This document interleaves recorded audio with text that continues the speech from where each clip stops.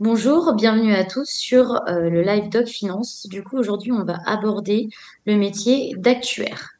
Donc, je vais laisser se présenter du coup les intervenants de ce soir. Donc, Luc, je vous laisse la parole en premier. Alors, bonjour à tous, je m'appelle Luc Schwarzbrod, je suis actuaire depuis 3 ans et je suis en charge de l'équipe transfert de risque alternatif pour l'Europe de l'Ouest chez WTW. Merci beaucoup, Luc. Baptiste, à votre tour. Merci Florence. Bonjour à tous, du coup je m'appelle Baptiste Allaire et je suis analyste chez Accenture dans la practice Consulting and Management. Très bien. Carole, je vous en prie. Bonjour à tous, alors moi c'est Carole Mendy, je suis contente qu'il y ait une femme ce soir pour représenter le métier d'actuaire au féminin. Et du coup, moi je suis une vieille actuaire puisque je suis actuaire, j'ai passé 15 ans en compagnie en direction technique d'assurance et je suis actuaire conseil indépendante depuis un peu plus de 10 ans maintenant. Ok, super. Donc aujourd'hui, on est là pour parler du métier d'actuaire. Donc moi, ce que j'aimerais vous demander en premier, c'est quel est le parcours que vous avez effectué pour devenir actuaire. Donc voilà, je vous laisse la parole. Luc, si vous voulez commencer. Bien sûr, avec plaisir. Je pense que j'ai eu un parcours assez classique pour devenir actuaire. J'ai commencé par une prépa mathématiques classique, MP. Puis j'ai passé les concours d'actuariat. J'ai choisi d'intégrer l'EURIA, donc c'est l'école d'actuaire de Brest, parce que c'était assez axé finance et puis c'était près de la mer, donc c'était quand même assez chouette. Au, au fil de mes années, j'ai eu l'occasion de réaliser plusieurs stages ainsi qu'une année d'alternance chez WTW où je travaille encore actuellement. Super, merci beaucoup. Et vous, Baptiste, quel parcours avez-vous effectué? Du coup, j'ai eu un parcours légèrement différent de celui de Luc. J'ai commencé donc après le bac, j'ai intégré une double formation, une formation à l'ESILF, qui est une école d'ingénieurs à Paris La Défense, et un double diplôme avec une école de management qui s'appelle l'EMLV, qui est également l'école de management du pôle Nord-Nancy. Du coup, j'ai pu réaliser toute ma prépa intégrée dans ce double cursus. Par la suite, j'ai décidé de me spécialiser en actuariat au sein de ma majeure à l'ESIL. Et fort de ce double cursus, j'ai décidé par la suite de poursuivre pour obtenir mon titre d'actuaire. Et j'ai également intégré l'école brestoise d'actuariat, donc l'EURIA. Et donc j'ai obtenu mon titre d'actuaire par la suite, suite à la réalisation de mon mémoire d'actuariat. Ok, super. Carole, je vous laisse la parole. Eh bien, moi, c'est encore très différent et comme ça, on pourra voir toute la diversité à la fois du métier et à la fois des parcours en actuariat. Donc, moi, je ne suis pas actuaire de formation initiale puisque je suis économètre de formation initiale, donc tout de même très proche avec un parcours en économie et en mathématiques.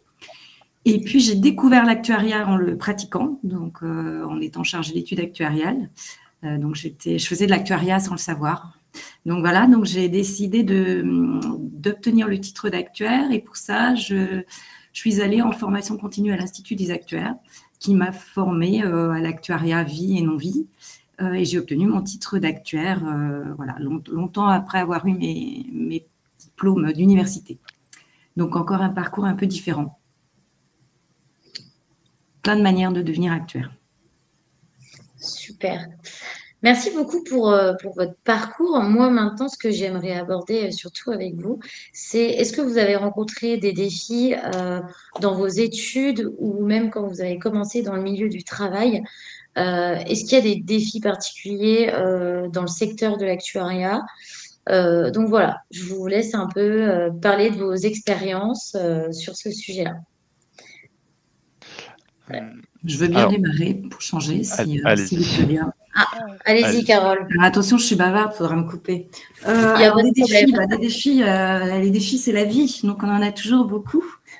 Donc, le premier, ça a été de devenir actuaire, puisque je n'étais pas actuaire. Et puis ensuite, ça a été, comme j'aime bien bouger, ça a été de me renouveler dans mon métier d'actuaire quand j'ai commencé à pratiquer l'actuariat. Et donc, pour ça, j'ai continué à me former. Et ce qui est bien avec le métier d'actuaire, c'est qu'on a une obligation de se former pour garder un haut niveau, en fait, dans notre pratique.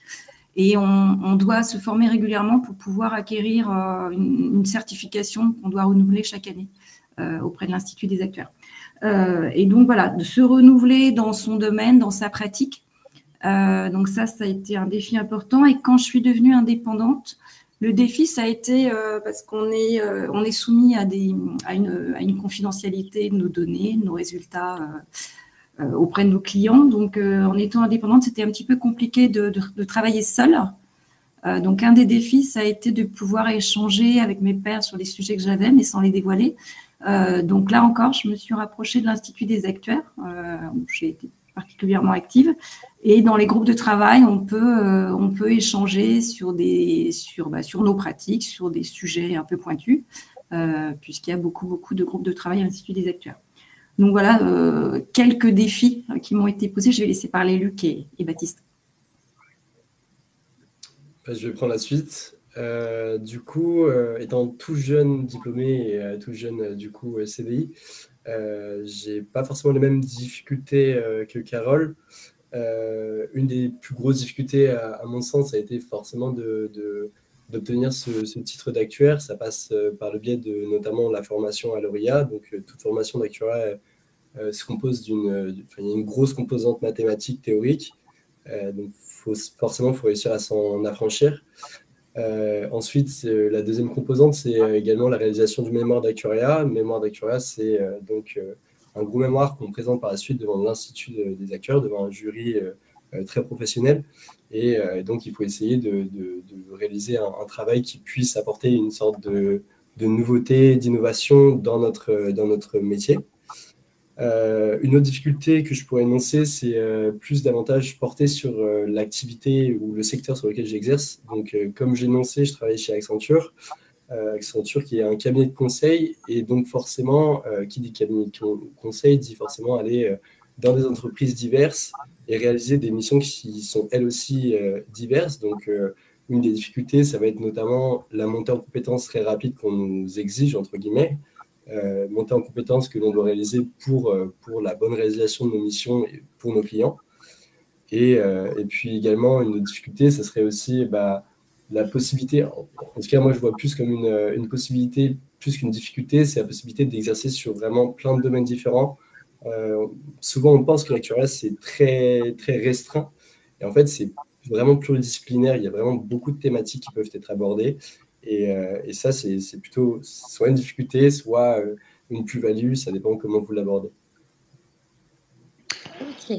Voilà, et alors donc vraiment pour rebondir sur ce que vient de dire Baptiste, c'est vraiment moi la pluridisciplinarité de l'actuariat qui m'a intéressé, mais qui m'a aussi d'un autre côté un peu perdu en fait dans mes études, parce que on pouvait faire de l'actuariat vie, plutôt de la finance, plutôt moi par exemple du courtage, ou bien plutôt de la non-vie, l'IARD, etc.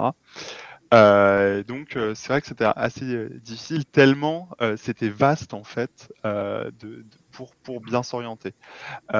Néanmoins, c'est vraiment un avantage énorme, puisque je suis fier de dire que j'ai des amis qui travaillent dans chacune des branches vraiment de l'actuariat, que ce soit en vie, en non-vie, en banque, ou même dans des hedge funds, ou en réassurance. Donc voilà, des choses qui sont quand même reliées, mais qui ont moins de choses à voir, et qui sont tous actuaires, et le métier d'actuaire, et en tout cas la formation d'actuaire, ça amène à ça, et c'est vraiment très bénéfique. Après, peut-être plus spécifiquement, dans mon travail, en tout cas on est quand même très liés aux évolutions réglementaires et des normes. Donc voilà, vous avez sans doute entendu parler de Solvabilité 2, mais également d'IFRS 17. Et plus spécifiquement, voilà, moi je travaille énormément sur les captifs de réassurance. Donc c'est encore un pan complètement à part de l'actuariat et du risk management.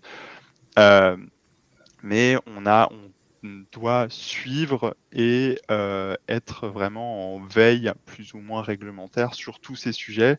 Et c'est quelque chose, en tout cas, que j'apprécie beaucoup, mais ça peut paraître comme une difficulté de prime abord. Je confirme effectivement que le métier d'actuaire, ce qui peut faire un de ses grands attraits, c'est qu'il est à la croisée de plusieurs métiers. Donc, on va travailler avec les comptables, on va travailler avec le marketing quand on fait de l'actuariat produit, on va travailler avec la DSI, donc l'informatique, sur des projets de mise en production de produits, sur des projets, sur pas mal de projets. On travaille beaucoup avec l'informatique. On travaille aussi avec le juridique, parce que comme l'a rappelé Luc, on a des mesures d'impact d'évolution réglementaire donc à effectuer régulièrement, qu'on soit en compagnie ou moi aussi je fais ça dans le conseil. Donc c'est un très grand attrait de notre métier, mais ça demande effectivement, comme disait Luc, d'être en veille et comme disait un petit peu Baptiste, d'être très flexible, de s'adapter et encore plus quand on exerce son métier d'acteur dans le conseil. Mais bien sûr, ce qui est très agréable, en tout cas quand on est actuaire, c'est qu'on a, excusez-moi si je me répète un peu, Carole, si je vous répète un peu, c'est qu'on a vraiment l'Institut des actuaires qui nous accompagne tout au long de notre parcours en tant qu'actuaire et qui nous aide par les groupes de travail, par les différentes associations au sein de l'Institut des actuaires. Donc voilà, c'est vraiment une communauté qui est très active. Super. Et Baptiste, est-ce que vous voyez des choses à rajouter sur ce que Carole et Luc ont dit ou c'est bon pour vous? Je pourrais rebondir sur le fait que sur le côté de l'Institut des actuaires, donc je ne suis pas encore totalement investi, je suis encore tout novice dans cet institut. J'ajouterais juste que les groupes de travail ne sont pas uniquement destinés aux personnes qui sont plus âgées ou qui ont plus de seniorité que nous. Il y a notamment un groupe de jeunes à l'Institut des actuaires qui est monté, qui est très actif, qui nous incite à nous investir, à investir des groupes de travail et qui nous informe plutôt bien sur comment fonctionne l'Institut. Donc ça, c'est plutôt intéressant. Et sinon, pour rebondir avec la pluralité des types de profils avec qui on peut échanger, je rebondirais aussi sur le fait que dans l'actuariat aujourd'hui, il y a une grosse notion sur la donnée, la data. Moi, étant moi-même issu d'une école d'ingénieur orientée davantage sur le numérique, j'ajouterais que la programmation et la gestion de la qualité de la donnée et son interprétation ainsi que son analyse sont des grands éléments aussi de notre profession. Je ne sais pas si vous me l'accordez. Oui, et juste pour compléter, Baptiste, quand tout à l'heure j'ai dit à la croisée des métiers, évidemment, le premier métier, c'est statisticien. Et je suis moi-même aussi formée donc, par l'Institut des actuaires à la data science pour les actuaires. Donc, il y a des formations aussi qu'on peut suivre à l'Institut qui nous permettent de nous spécialiser de différentes manières. Voilà. Et donc, effectivement, la donnée, c'est notre matière première, mais il nous arrive, alors ça va être quelquefois une difficulté, de devoir travailler, de devoir faire de l'actuariat sans données. Il faut savoir aussi faire de l'actuariat sans données. C'est vrai. Voilà. Je ne sais pas si, comme vous êtes plus jeune que moi, vous avez déjà expérimenté, mais on doit savoir faire de l'actuariat avec des données, beaucoup de données. On doit s'adapter aussi aux transformations en fait de la captation de données massives. En fait, on doit pouvoir travailler avec ça aussi aujourd'hui. Donc, évoluer dans notre formation de statisticien, qui est plus tournée aujourd'hui vers les actuaires se tournent vers les pratiques de data science, beaucoup plus qu'avant. Mais les actuaires ne sont pas des data scientists non plus. il reste des gestionnaires de risque. Enfin, notre métier, c'est d'analyser le risque financier ou assurantiel. Donc en YARD, en vie, enfin en assurance de personnes, individuelle, collective, etc. Ça, c'est notre métier. Mais un des moyens pour analyser les risques, ça va être d'utiliser la data science. Mais nous ne sommes ni des informaticiens, ni des comptables, ni des data scientists, ni des juristes. Mais on doit travailler avec tout ce monde-là. On doit en tout cas comprendre toute la chaîne de valeur de la production du service d'assurance. C'est passionnant. C'est passionnant. C'est un jeu d'équilibre entre. Voilà. Tout à fait. Et est-ce que vous pouvez en dire plus, par exemple, pour les étudiants qui nous regardent, comment faites-vous sans données? Vous venez de dire juste avant, moi, j'avais travaillé sans données dans l'actuariat. Est-ce que vous pouvez un petit peu plus développer cet aspect-là? Moi, je vais commencer, puis je vais laisser mes collègues. Donc, sans données, on utilise d'autres techniques. Hein. Donc, il y a la data science, mais on apprend aussi à analyser les risques à partir de scénarios. Donc, où là, on est plus proche donc, de techniques type gestionnaire de risque plus classique, en fait. Donc, voilà. Donc, moi, en tout cas, je fais comme ça. Je ne sais pas comment font mes collègues, ils vont nous dire. Luc, Baptiste? Pour ma part, ça va être... alors, je ne sais pas si on peut qualifier ça de sans données, parce que du coup, c'est plus la dimension prospective qui est un sujet très important en actuariat, à mon sens. Auquel cas, c'est des données qui nous sont données, qui existent, mais qui sont relatives au futur. Et donc, il faut savoir les interpréter, les utiliser, les analyser. Et une nouvelle fois, ce n'est pas une dimension sans données, mais un grand sujet, c'est aussi la qualité des données. Des fois, en fait, on nous fournit des données qui sont pas forcément très cohérentes, et il faut réussir à rentrer dedans, investiguer, essayer de trouver la valeur dans ces données pour servir le sens de notre analyse, en quelque sorte. Et poser en tout cas les bonnes hypothèses quand on a un jeu de données qui n'est pas complet, je trouve que c'est ça qui est important, et c'est vraiment la plus-value d'un actuaire par rapport à un chat GPT ou n'importe quel large langage, modèle LLM. Nous, on a aussi ce recul sur les données. On peut du coup poser certaines hypothèses, ou bien avec notre expérience passée, trouver, ressortir la valeur que l'on veut de nos bases de données. Donc, Carole parlait également des scénarios. On peut utiliser également des données benchmark, donc de plusieurs entreprises. On peut également acheter des données sur Internet. Si par exemple on travaille sur des données météorologiques, on peut tout à fait trouver plusieurs fournisseurs de données différents et réconcilier et faire au final une base de données claire et saine. Ok, super. Merci beaucoup pour ces précisions. Si vous n'avez plus rien à rajouter d'autre sur cet aspect-là, on va aborder la thématique suivante. Donc moi, je voulais parler aussi avec vous des différentes structures dans lesquelles vous avez travaillé ou dans lesquelles vous travaillez aujourd'hui, pour dire un petit peu ce qui change en fonction de la structure, du milieu, tout ça. Je démarre, si vous voulez bien, comme je suis la seule. Allez-y, Carole. Alors, moi, justement, donc pour rebondir, juste pour reprendre, mais je ne vais pas repartir sur les défis. Hein. Un des défis que moi, je me suis donné personnellement, parce que je suis un petit peu plus d'ancienneté que mes collègues, c'est de me challenger dans mon métier, dans mes pratiques, et d'essayer d'exercer mon métier dans d'autres environnements. Et donc, ce que j'ai fait récemment, puisque je viens de passer 1 an chez L'Oréal, où là, ma formation de data scientist, en tout cas d'actuaire formée à la data science, m'a beaucoup servi, puisque j'étais chef de projet de data. Et je me suis rendu compte qu'on pouvait aussi transposer de manière assez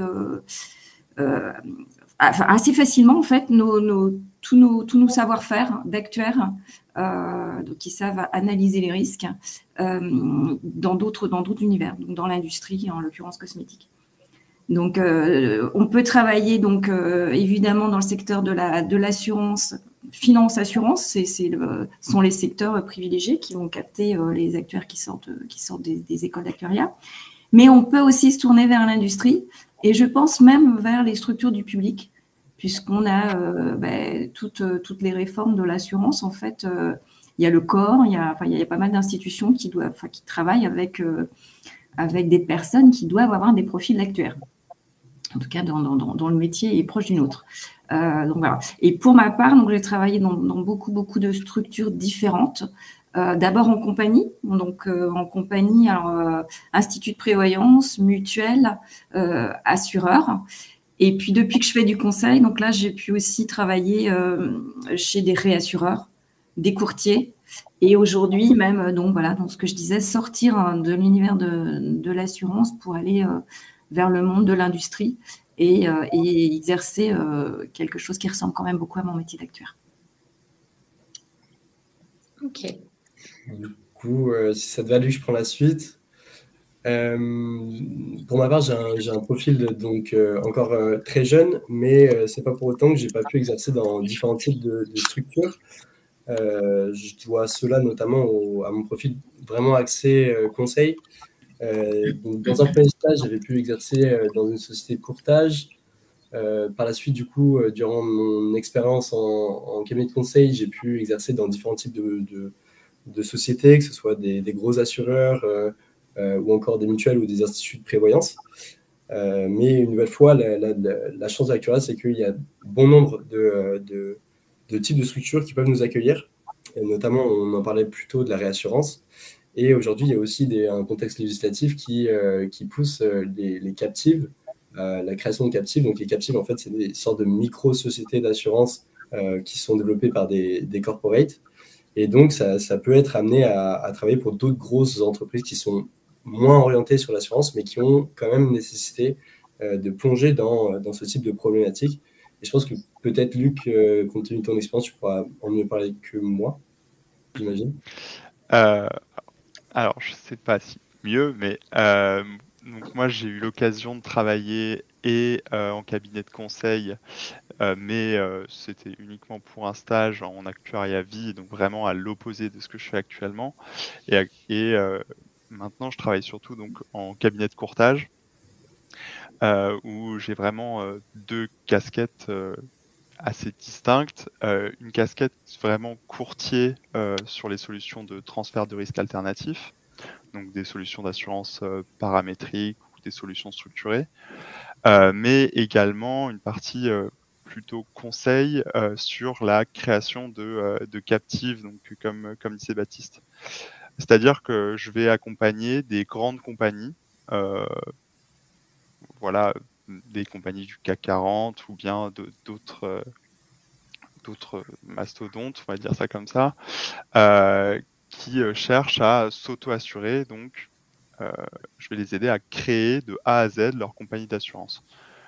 Donc, ça va de la tarification jusqu'à la modélisation du capital et la demande d'agrément à la CPR. Donc, ça va vraiment reprendre énormément de notions d'actuariat non-vie, plus spécifiquement, parce que je suis plutôt spécialisé en IARD, pour mettre au point, pour mener à bien ces projets. Ok, super, merci beaucoup. Est-ce que vous voyez d'autres éléments comme ça à rajouter, Baptiste? Pour le coup, oui, juste une petite aparté sur... donc là, on a présenté un petit peu un spectre des types de sociétés sur lesquelles vous pouvez opérer en tant qu'actuaire. Après, tout dépend également de ce que vous recherchez. Si vous êtes vraiment axé, vous avez un profil où vous avez une certaine appétence pour la santé prévoyante, vous allez naturellement vous orienter vers des mutuelles ou des instituts de prévoyance. Si vous avez une appétence à plus ou moins vous chercher un peu comme je peux le faire, vous allez vous orienter vers les cabinets de conseil qui vont vous permettre de pluraliser les différentes thématiques abordées, notamment dans le type de mission que vous allez faire. Et après, c'est libre à chacun aussi de creuser les types de structures, ce qu'elles offrent, le mode de vie, l'alternance entre la vie professionnelle et votre vie personnelle aussi, c'est super important. Et donc, c'est important, si un jour vous voulez être actuaire, de bien creuser cet aspect du type de structure dans laquelle vous allez être reçu. Et donc, ouais, libre à chacun de faire son appétence et de creuser vraiment le type de thématique que vous voulez aborder dans votre vie de tous les jours. Ouais, je voudrais juste rebondir sur ce que vient de dire Baptiste, parce que il y a quelque chose qui est un constat aujourd'hui, c'est qu'on peut effectivement choisir de travailler dans différentes structures, et je pense comme Baptiste que c'est très très important de tester et de voir ce qui nous convient. Mais par contre, le constat, c'est qu'on a les actuaires vie et les actuaires non vie, et que c'est assez siloté. Donc là, on parle des structures, mais c'est quand même lié aux structures. Et en fait, il y a peu d'actuaires qui touchent à la fois à la vie et à la non-vie.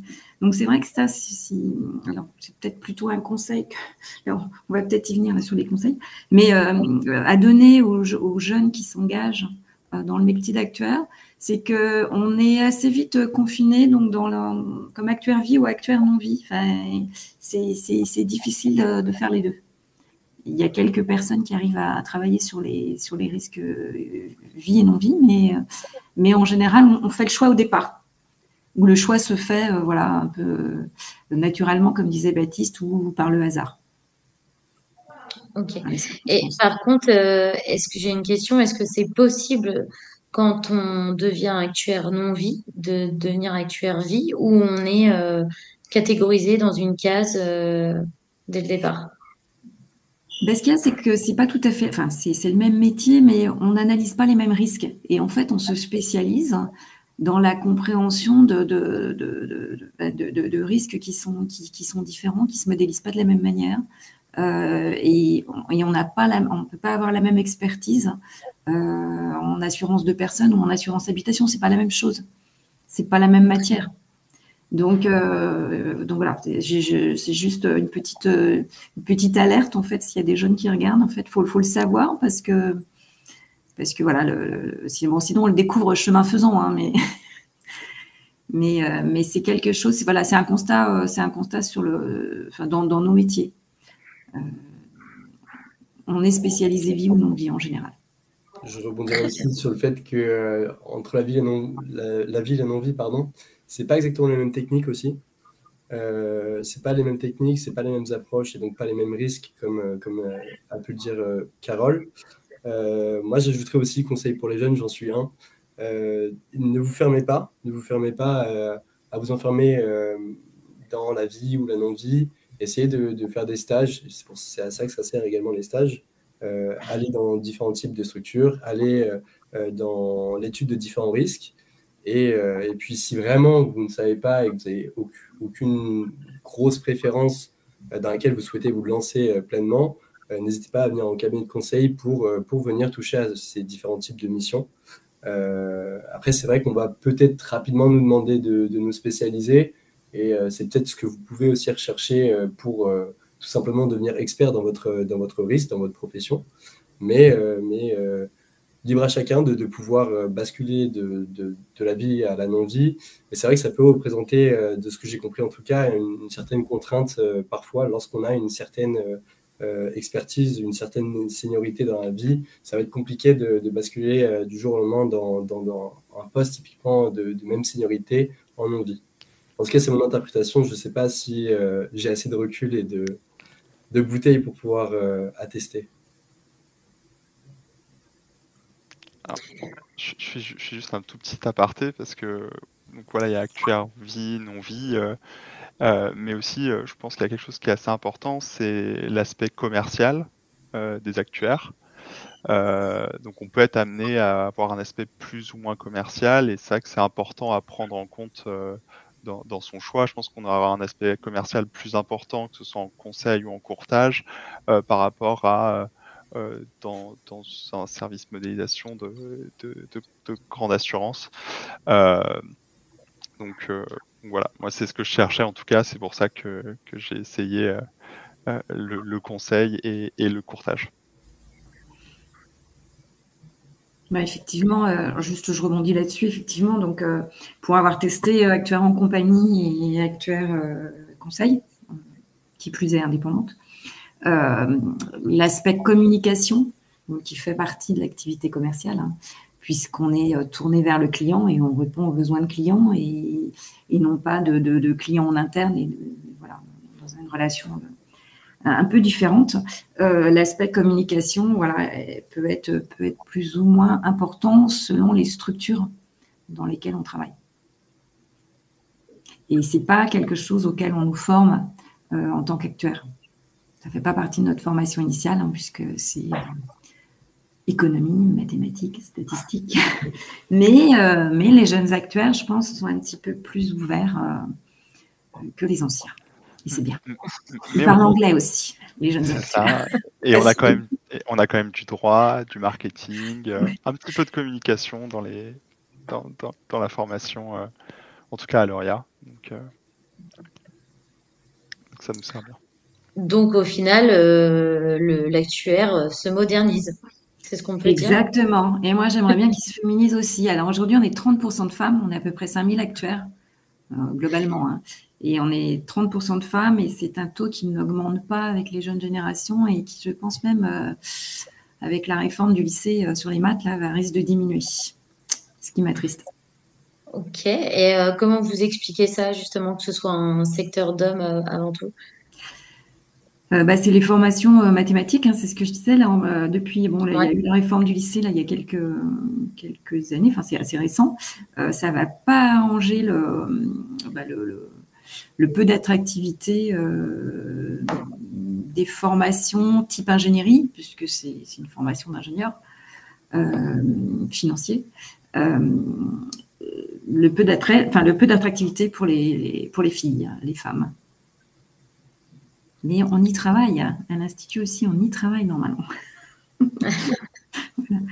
Il faut, oui. Pardon, oui, j'ajouterais aussi que je pense que plus généralement, c'est une profession qui n'est pas forcément assez connue. C'est un peu quelque chose qui manque, je trouve, et je crois que les formations s'en plaignent légèrement. C'est une formation qui est pas assez connue, pas assez montrée auprès des lycéens ou des personnes qui sortent de licence ou de prépa. C'est un concours qui est très niche. On visualise l'actuariat comme étant un monde très niche, mais lorsqu'on s'y intéresse, comme on a pu le dire précédemment, c'est quand même très vaste. Il y a beaucoup de choses à faire, beaucoup d'emplois aussi. Mais c'est vrai que naturellement, on va pas se dire je vais faire actuaire. Il faut tomber dessus, il faut en entendre parler et creuser un petit peu. Et je pense que ce métier manque un petit peu de visibilité. Et donc, on peut remercier ce live pour pouvoir partager notre métier, notre expérience auprès des jeunes futurs diplômés. Merci à vous surtout. Si vous êtes partant, on va passer du coup à la dernière thématique. Après, on a eu une question d'une personne. Donc, moi, ce que j'aimerais savoir, c'est quels sont les conseils en tant que professionnel vous donneriez aux jeunes qui sont en études, qui voudraient faire ce métier, ou des personnes en reconversion qui se posent la question aujourd'hui. Donc, allez-y, n'hésitez pas à donner tous vos conseils. Eh bien, moi, je dirais en premier lieu rencontrer des actuaires, donc venir à l'Institut. Les événements sont ouverts aux non-actuaires, enfin, certains événements sont ouverts aux non-actuaires. Donc, venir rencontrer des actuaires, parler avec eux de leur métier. Donc, pour ceux qui ne sont pas encore actuaires, pour finir de bien comprendre ce qu'est notre métier et ce qui fait la diversité de notre métier, ce qui fait l'attrait de notre métier. Et puis, comme disait Baptiste tout à l'heure aussi, une fois qu'on est actuaire, c'est bouger. Se former, continuer à se former et bouger. Donc, tester différentes structures. Voilà, peut-être expérimenter la vie, la non-vie pour choisir. Puisque c'est siloté, voilà. Et puis on peut avoir vraiment. L'Institut des actuaires, j'en ai beaucoup parlé, mais c'est parce que j'ai été très investie à l'Institut. L'Institut renseigne sur les parcours. Les GT peuvent être aussi les GT, donc ce sont les groupes de travail, peuvent aussi être ouverts aux non-actuaires. Pour peu qu'on soit envoyé par un actuaire qui dit qu'on travaille dans le domaine. Donc, on peut aussi participer quand on n'est pas actuaire. on peut venir aux événements. Voilà, donc c'est un lieu de rencontre des actuaires, je pense, et ce serait le premier conseil que je donnerais. Alors, moi, ce sera plus des conseils pour les étudiants actuellement en actuariat. C'est extrêmement important de savoir parler anglais désormais en actuariat. Je pense que c'est partout pareil, que ce soit en courtage ou en conseil, mais voilà, même on a beaucoup de normes qui sont à l'échelle européenne, qui sont certes traduites en français, mais on peut toujours se référer à la note en anglais sur certains points très techniques. Donc voilà, savoir bien parler anglais, c'est essentiel. Et un deuxième point qui est très important, c'est pouvoir simplifier, pour expliquer clairement des problématiques assez complexes, parce que l'actuaire va parler à énormément de personnes différentes. Voilà, c'est ce qu'on expliquait auparavant. Et il faut être capable d'expliquer pourquoi on a pris telle hypothèse, pourquoi on utilise ce modèle à des gens qui n'ont jamais fait d'actuariat. Donc voilà, savoir simplifier et savoir bien expliquer, c'est très important en tout cas, je pense, pour un actuaire. Du coup, moi, je rebondirais sur Luc. Je suis totalement d'accord avec le point de vue vulgarisé. En particulier dans l'émission que j'ai pu exercer, on fait face à des personnes qui ne sont pas issues de nos formations. Notamment, moi, ça m'arrive tous les jours quotidiennement d'être confronté à des personnes des directions des systèmes d'information, donc de la DSI. Et il faut pouvoir, donc, pouvoir le vulgariser à l'oral. J'ajouterai également des capacités rédactionnelles, notamment parce que vous allez rédiger des notes pour vous faire comprendre. Donc, tout cet aspect vulgarisation de tous vos calculs, de tout votre raisonnement, pour qu'il soit accessible à tout à chacun. J'ajouterai également qu'il faut avoir un certain esprit d'équipe, dans le sens où l'actuaire, alors je ne sais pas pour les anciens actuaires, mais c'est toujours la vision qu'on nous donnait, une sorte de parodie de l'actuaire. C'était la personne qui fait ses calculs de provisionnement, de tarification dans son coin. Mais aujourd'hui, on travaille quotidiennement en équipe, on échange, on apprend des uns et des autres. Donc j'ajouterai l'esprit d'équipe et nécessairement la curiosité. Pourquoi ? Parce que on évolue dans un monde où on a continuellement de nouvelles normes qui nous parviennent, des normes sur lesquelles on doit s'actualiser, on doit les comprendre. Il y a toujours des nouveaux enjeux, il y a des nouveaux risques qui apparaissent. On n'a pas énoncé notamment les risques cyber ou les risques climatiques, qui sont des grandes thématiques de l'assurance de demain. Et donc, continuer de toujours se servir de sa curiosité, pour pouvoir continuer de se professionnaliser, d'apprendre et pouvoir toujours avoir une certaine mobilité, changer de risque, etc. Super, merci beaucoup. Pour finir, je vais vous poser une petite question qui a été posée par Loïc, qui nous demande, est-ce que vous avez des contraintes législatives corporate pour garder une homogénéité entre les différentes sociétés? Et entre parenthèses, il met pour des problématiques identiques. Est-ce que l'un de vous veut répondre à cette question? Bah, si ma compréhension de la question est bonne, il me semble que les normes, notamment Solvabilité 2, c'est une norme qui contraint en fait toutes les assurances, il me semble, européennes à homogénéiser leurs comptes de telle sorte à ce qu'on puisse avoir un niveau de comparabilité et de transparence entre les différentes structures en Europe. Et donc, je ne sais pas si c'est exactement la question, mais tel que je la comprends, oui, il y a des normes et des contraintes législatives européennes et françaises qui obligent la production de comptes de telle sorte à ce que plus ou moins tous les calculs de capital soient sur le même piédestal et de telle sorte à ce que toutes les sociétés puissent être comparées et comparables. Je ne sais pas si j'ai une bonne compréhension et si vous êtes d'accord. Moi, je trouve que ça correspond, mais Carole et Luc, je ne sais pas si pour vous, ça semble complet. Moi, je pense que c'est très clair. Enfin, Baptiste a été très clair. Il a fait preuve d'une grande pédagogie en appliquant, en s'appliquant à lui-même les conseils qui ont été donnés. Et c'est vrai que c'est important. Ça doit faire partie du métier d'actuaire d'être très pédagogue parce qu'on est souvent face à des gens qui ont une image très poussiéreuse de l'actuaire, qui regarde ses chaussures quand il parle et qui effectivement est reclus derrière son ordinateur tout fier d'avoir fait des calculs pendant 3 jours, mais qui ne serait pas capable d'expliquer ses résultats à ses interlocuteurs. Et aujourd'hui, c'est pas du tout. Voilà, aujourd'hui, on a des actuaires, je pense, qui sont de plus en plus communicants et de plus en plus pédagogues. Et je pense, alors, on exerce. Donc Luc fait du courtage, mais Baptiste fait du conseil comme moi. Donc, quand on est dans le conseil, on est amené aussi à faire de la formation. Donc moi, j'en ai pas parlé tout à l'heure, mais j'ai fait aussi un peu de formation, à la fois en formation initiale et en formation continue.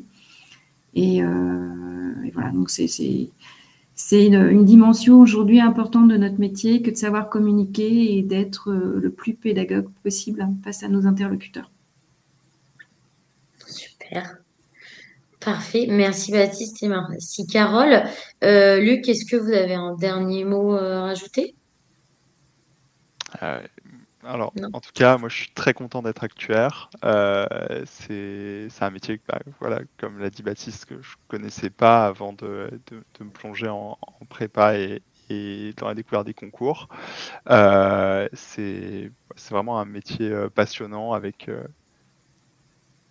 très vaste, pluridisciplinaire. Donc, allez-y, en tout cas, vous ne regretterez pas. Super. Baptiste, est-ce que vous avez un petit mot pour la fin? Je crois que j'ai pas mal fait le tour, que nous avons fait le tour, pardon. Et puis, merci en tout cas de nous avoir laissé la possibilité de pouvoir partager notre expérience et notre formation et le reste. C'est super plaisant et j'espère que du coup notre discours sera entendu auprès de nos interlocuteurs et notamment des jeunes étudiants. Franchement, je rejoins Luc, foncez sur l'actuariat. Super. Carole, un mot pour la fin? Eh bien, pareil, merci. Moi, un grand merci Florence pour avoir valorisé donc notre métier donc avec toutes ses facettes. Et pareil, j'ai envie de dire, lancez-vous. J'espère qu'on aura suscité des vocations. Et peut-être un dernier petit point qu'on n'a pas évoqué, mais qui est important, c'est que les salaires dans les salaires proposés aux actuaires sont attractifs, voilà, et restent attractifs. Et c'est un point non négligeable du sujet. Alors, lancez-vous. C'est bien de le préciser. Lancez-vous. Super. En tout cas, merci à vous d'avoir répondu présent. C'était très intéressant. Donc, on va pouvoir clôturer ce live. Et je souhaite à tout le monde, du coup, un bon visionnage. Et pour ceux qui voudraient revoir, du coup, la vidéo, elle est présente sur YouTube. Voilà. Merci beaucoup, Florence. Merci à vous. Merci à tous. Au revoir. Merci, au revoir. Au revoir. Au revoir.